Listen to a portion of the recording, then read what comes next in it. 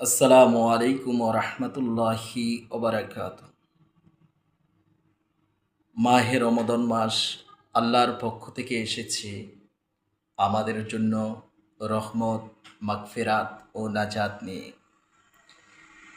এই মাহে রমাদান মাসে আমরা সকলে আল্লাহ পাক রব্বুল আলমিনের কাছে চাইব আমাদের ফিচিরাত জিন্দিগির যত সেরেকি, বেদাতি, ইচ্ছা অনিচ্ছা, গোপনে প্রকাশ্যে আমরা আল্লাহ পাক রব্বুল আলমিনের কাছে যত নাফরমানি করেছি সকল নাফরমানের গুনাহ খাতাগুলি যেন আল্লাহ পাক রব্বুল আলামিন মাফ করে দেয় এ মাহে রমাদানকে উসিলা করে।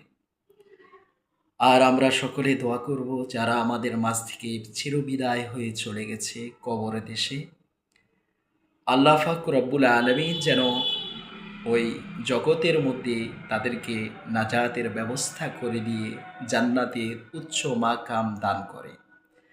আর আমাদের মাঝে যারা অসুস্থ আছে, যারা অসুস্থ রয়েছে সকলের জন্য আমরা দোয়া করব আল্লাহ পাক রব্বুল আলামিন যেন এ মাহে রমাদানকে সকলকে সুস্থতা নিয়ামত দান করুক।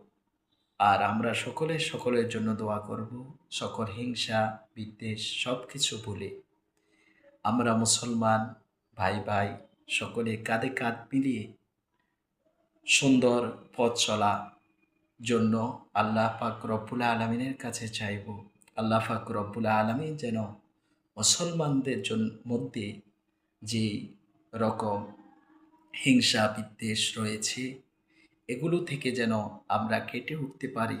আমরা যেন সকলে কাঁধে কাঁধ মিলিয়ে আল্লাহ পাক রব্বুল আলমিন আর তার রসুল সাল্লাল্লাহু আলাইহি ওয়াসাল্লামের জন্য সাল্লামের সন্তুষ্টির জন্য যেন আমরা কাজ করতে পারি, সেই জন্য সকলের জন্য দোয়া করবেন।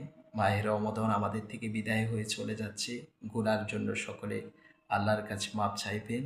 সকলে ভালো থাকবেন, সুস্থ থাকবেন। আল্লাহ হাফেজ।